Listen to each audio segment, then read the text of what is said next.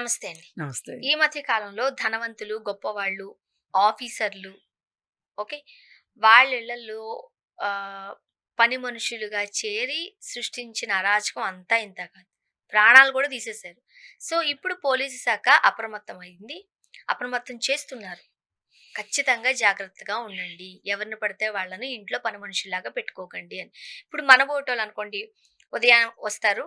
ఒక గంట పని చేసుకొని వెళ్ళిపోతారు. ఇప్పుడు పెద్దవాళ్ళ ఇళ్ళలో అండి అలా కాదు. పొద్దుటిన సాయంత్రం వరకు రాత్రి అక్కడే ఉండిపోతారు. వాళ్ళకంటూ గెస్ట్ హౌసుల్లానో లేకపోతే ఒక రూమ్సే ఇస్తూ ఉంటారు. అలాంటి వారు ఇంకా కొంచెం జాగ్రత్తగా ఉండాలి. ఏమంటారు? అవును. ఇది వాస్తవం. ఎందుకంటే ఇప్పుడు హైదరాబాదు, సికింద్రాబాదు ఇట్లా లెక్కల ప్రకారంగా తీస్తే గనక జూబిలీ హిల్స్ ప్రాంతం నుంచి జరిగే దొంగతనాల్లో ఎక్కువగా ఆహ్, పని మనుషుల వల్ల జరిగే దొంగతనాలు. అది అది గూడా గాకుండా ఇంకా ఇతర ప్రాంతాలు, ఇతర దేశాల నుంచి వచ్చిన పనివాళ్ళ వల్ల ఎక్కువ ఆహ్, ఇబ్బంది. దొంగతనాలు జరుగుతున్నాయి. ఈ దొంగతనాలు చేసే ప్రాసెస్‌లో సందర్భాన్ని బట్టి హత్యలు గూడా జరుగుతున్నాయి అనేది మనం చూస్తూనే ఉన్నాం వార్తల్లో. హ్మ్. దాని గురించి ఇవాళ సజ్జనార్ గారు ఒక ది రిలీజ్ చేశారనమాట. ఏంటి అంటే, అసలు మీరు మీ ఇళ్లల్లో ఎందుకు దొంగతనాలు జరుగుతున్నాయి? హ్మ్. ఈ జరిగే దొంగతనాలు ఆగాలంటే ఏం చెయ్యాలి అనే దాని మీద ఆయన వివరణ ఇచ్చారనమాట. ఆహ్, సహజంగా విలువైన వస్తువుల్ని అజాగ్రత్తగా పడేశారనుకోండి మీరు. ఒక 2 రోజులు చూస్తారు, 3 రోజులు చూస్తారు. నాలుగో రోజు వాళ్ళ చేతివాటాన్ని ప్రదర్శిస్తారు. అలాగే మీరు డబ్బులు తీసుకొచ్చి ఇంట్లో పెడతారు. నగలు అలాగే ఎక్కడ పడితే అక్కడ పడేస్తారు. వాళ్ళకి ఒక రకమైన ఆలోచనొస్తది. కొంతమంది అలానే ఉంటారు గదండీ! కాస్త నెగ్లిజెన్స్ ఉంటది. నెగ్లిజెన్స్ చెవు ఉంటది. కమ్మలు చిన్న చిన్నవి తీసి అక్కడ పెట్టేస్తారు. అక్కడ పెట్టేయటం. అక్కడి నుండి స్టార్ట్ అయ్యింది ఇంకెక్కడికో వెళుతూ ఎక్కడికో ఉంటది. వెళ్తది. ఇక వీళ్ళ మీద అంటే వీళ్ళకి జాగ్రత్త తక్కువ అనే సంగతి తెలిసిపోద్ది. పైగా ఈ ఇళ్లల్లో ఉండే వాళ్ళకి వేరే ఇంకో పెద్ద దొంగలతోటి సంబంధ బాంధవ్యాలుంటాయి. వాళ్ళేం చేస్తారంటే ఈ ఇంట్లో చూసిన పరిస్థితుల్ని వాళ్ళకి చెప్తారు. వాళ్ళు అప్పుడు వీళ్ళకి ఇలాంటి పరిస్థితులున్నాయి గదా! ఇలాగ చెయ్యొచ్చు, అలాగ చెయ్యొచ్చు. ఇలా చేస్తే మనకి ఈజీగా దొంగతనం అవుతది. ఈజీగా మనము తప్పించుకోవచ్చు, బయటపడొచ్చు. అవును. ఇట్లాంటియన్నీ చెప్తారు. ఇట్లాంటి విషయాల్లో మీరు జాగ్రత్తగా ఉండండి. పైగా మీరు విదేశాలకెళ్తూనో, లేకపోతే ఈ స్వదేశంలోనే ఏదైనా హాలిడే ట్రిప్‌లు అట్లాంటివి ప్లాన్ చేస్తే గనక, మీరు పని మనుషుల ముందు మీరు చర్చించుకోవద్దు. ఇవి ఇంటి యజమానులు మీరు ఏవి కూడా విలువైన వస్తువుల్ని బహిరంగ ప్రదేశాల్లో వదలొద్దు అనేది ఇంటి యజమానులకు చెప్పారు. ఇప్పుడు ఈ పెద్దవాళ్ళందరికీ ఈ ఇల్లులన్నీ అంటే ఎవరైతే ఇల్లు ఉందో వాళ్ళ ఇల్లు పని మనుషుల హ్యాండ్ ఓవర్‌లో ఉంటది. ఒక రకంగా వాళ్ళ హ్యాండ్ ఓవర్‌లోనే ఇప్పుడు ఇద్దరు మనుషులుంటారు. హ్మ్. వాళ్ళు గూడా కొంచెం పెద్ద వయసు వాళ్ళే ఉంటారు. ఈ పెద్ద వయసు వాళ్ళు ఉన్నప్పుడు వాళ్ళ వాళ్ళ సంరక్షణార్థం వాళ్ళు పని మనుషుల్ని ఎక్కువ మందిని పెట్టుకుంటారు. ఊడవటానికి, తుడవటానికి, వంట చేయటానికి, లేకపోతే ఇంకోటి స మొక్కలు చూసుకుంటానికి తోటమాలీల దగ్గర అవును. నుంచి, డ్రైవర్ల దగ్గర నుంచి అందరినీ ఇంట్లో దాదాపు జూబ్లీ హిల్స్‌లో ప్రతి ఇంట్లోనూ సగటున 5 మంది పనివాళ్ళు పనిచేస్తుంటారు డ్రైవర్‌తో సహా. హ్మ్. మళ్ళీ ఈ అకౌంటెంట్లు అట్లాంటి కొంచెం పెద్ద పనులు చూసే వాళ్ళ గురించి కాదు నేను చెప్పేది. కేవలం ఒక వంట డ్రైవరు, గార్డెనరు. ఆ! ఇట్లా ఈ ఈ ఇంట్లో వంట చేసేవాళ్ళు, హౌస్ కీపింగ్ అని పెట్టుకుంటారు. హౌస్ కీపింగ్ వాళ్ళు చేస్తా ఉంటారు. ఈ హౌస్ కీపింగ్ వాళ్ళకి ఇప్పుడు వంట మనిషికి వంటగది వరకే ఉంటది. హ్మ్.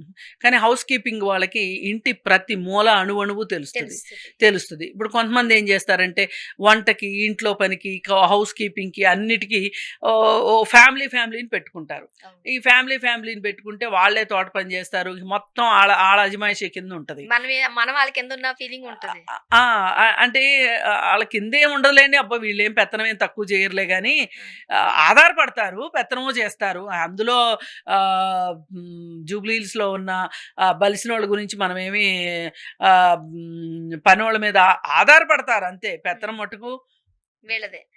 కాళ్ళు నొక్కించుకుంటారు, ఏళ్ళు నొక్కించుకుంటారు, జుట్టు నొక్కించుకుంటారు, అన్నీ చేస్తారు. సరే అది వేరే విషయం అనుకోండి. అయితే ఇక్కడ సరే ఈ పనోళ్ళని మీరెలా పెట్టుకుంటారు? హ్మ్. అనే దాని దగ్గర ఆయన చర్చ మొదలెట్టారు. ఏంటి అంటే, మీరు ఏజెన్సీల ద్వారా పని మనుషుల్ని తీసుకొచ్చుకునేటట్లయితే, ఆ ఏజెన్సీ ప్రభుత్వం చేత గుర్తించబడిందా కాదా? అనేది చూసుకోండి ఫస్ట్. సాధారణంగా పని మనుషులుగా తెచ్చుకునే వాళ్ళని అలానే తీసుకొచ్చుకుంటారు కదండీ! అంటే ఏజెన్సీల ద్వారాను మౌత్ పబ్లిసిటీ. ఇప్పుడు ఇదివరకు ఏజెన్సీలు ఎక్కడున్నాయండి? ఇప్పుడు వచ్చినియి గానీ. అదేలెండి. ఇప్పుడు ఒకళ్ళింట్లో ఒక ఊరు నుంచి వచ్చిన వాళ్ళు వస్తారండి. ఆళ్ళు చెప్తారు, ఆళ్ళు పనిచేసే విధానం చూసిన తర్వాత ఆళ్ళ ఇంటికెళ్ళిన వాళ్ళు ఎవరైనా, "అరె! మీ పని మనిషి బాగా పనిచేస్తుంది. ఆ అబ్బాయి చాలా వినయంగా ఉన్నాడు. చాలా చాలా బాగున్నారు" అని ఆళ్ళతోటి మాటలు కలిపి, "మీ ఊర్లో ఇంకెవరన్నా నీలాంటి ఆళ్ళున్నారా?" అని అలా అడుగుతారు. మౌత్ పబ్లిసిటీతో తెప్పించుకునే వాళ్ళు ఇంతకుముందంతా. ఈ ఏజెన్సీలు ఇవన్నీ ఒక 5, 6 సంవత్సరాల నుంచి వచ్చినియి. అంతకుముందు లేవు ఈ ఏజెన్సీలు. ఉన్నా గానీ అవి ఢిల్లీ, బాంబే లాంటి మెట్రోపాలిటన్ సిటీస్‌కి ఉన్నాయి గానీ, హైదరాబాద్‌లో ఆ కల్చర్ తక్కువే. అయితే ఈ మధ్య చాలా ఎక్కువైంది. ఈ మనం ఏజెన్సీ ద్వారా తెచ్చుకుంటున్నాం గదా! ఏముంది యాప్‌లో బుక్ చేస్తే వాళ్ళే వచ్చేస్తారు గదా! ఇట్లా రకరకాలుగా అనుకుంటున్నారు. ఎలా వచ్చినా, యాప్ ద్వారా వచ్చినా, ఆహ్, ఏజెన్సీ ద్వారా వచ్చినా, ఎట్లా వచ్చినా సరే, ఆ యాపు సరియైన యాపేనా? ఆ ఏజెన్సీ సరైన గుర్తింపు పొందిన ఏజెన్సీయా అనేది మనం ఒకటి చూసుకోవాలి.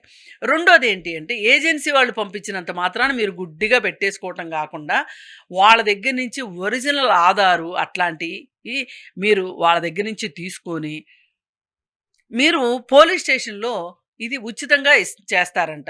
ఏది? ఓకే. Background verification. హుహు. ఆ బ్యాక్‌గ్రౌండ్ వెరిఫికేషను మీరు పోలీస్ స్టేషన్‌కెళ్ళి, ఇగో మేము పలానా వాళ్ళని మేము పెట్టుకోవాలనుకుంటున్నాం. వాళ్ళకి సంబంధించిన ఆధార్ కార్డ్ ఇది. వాళ్ళది పలానా ఊరు. మీరు మాకు వెరిఫికేషన్ చేసి పెట్టండి అంటే, వాళ్ళు వెరిఫికేషన్ చేసి పెడతారు.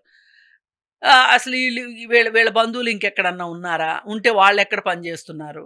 పైగా మీరు ట్రాక్ రికార్డ్‌ని కూడా చూసుకోవాలి. ఏజెన్సీ ద్వారా తీసుకునేటట్లయితే. అలా కాకోకుండా ఇప్పుడు మీరు వ్యక్తిగతంగా తీసుకున్నారనుకోండి, ఎవరి ద్వారానో మౌత్ పబ్లిసిటీ ద్వారా, ఇంతకుముందు పనిచేసిన వాళ్ళకి ఫోనులు చేసి, అసలు వీళ్ళు ఎలాంటి వాళ్ళు అనేది మీరు తెలుసుకోవాలి. అలాగే ఒక నెల రోజుల పాటు మీరు బాగా గమనించండి. వాళ్ళ మనస్తత్వం ఏంటి? వాళ్ళేంటి అనేది గమనించిన తర్వాతనే మీరు వాళ్ళకి ఉద్యోగం పర్మనెంట్ లాగా చేయడము. అంటే ఇప్పుడు నిన్నైతే తీసేయబోవట్లేదు ఆ! అనేది ఆహ్, హ్మ్, అది గూడా గాకుండా ఇంకా మరీ ముఖ్యంగా అసలు మీ ఇంట్లో వాళ్ళ ప్లాన్‌లేవి పని వాళ్ళకి తెలియగూడదు.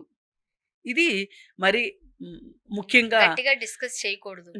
ఆళ్ళతో డిస్కస్ చేయకూడదు. ఇప్పుడు కానీ చిరంజీవి గారింట్లో కొన్ని లక్షలు దొంగతనం చేసిన ఒక వ్యక్తి ఆ! వాళ్ళ ఇంట్లో కనీసం 15, 16 ఏళ్ల నుంచి పనిచేస్తున్నారంట. అంటే ఎంత నమ్మకం వచ్చుండొచ్చు. ఎంత నమ్మకం ఉన్నా మన జాగ్రత్తలో మనం ఉండాలేమో. ఖచ్చితంగా ఉండాలి.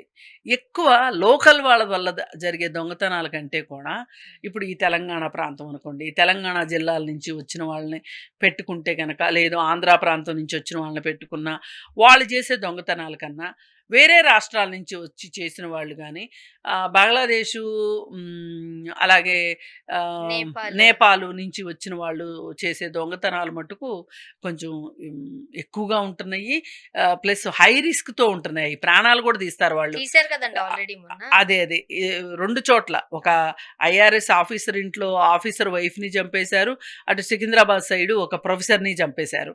అందుకని ఏంటంటే, మనం ఏదేమైనా లాకర్‌లో పెట్టుకోవడము, డబ్బులు గానీ, నగలు గానీ హ్మ్. లాకర్‌లో పెట్టుకోవటం ఉత్తమమైన ఉత్తమం. పని.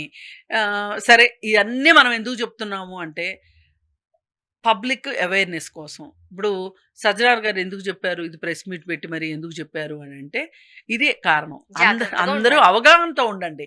మీరు అవగాహనతో ఉంటే, మనం ఏం చేయొచ్చు, ఏం చేయకూడదు తెలిస్తే, మనం కాస్త నేరాల్లోకి లాగబడకుండా ఉంటాం హ్మ్. కనీసం. థాంక్ యూ అండి. Thank you.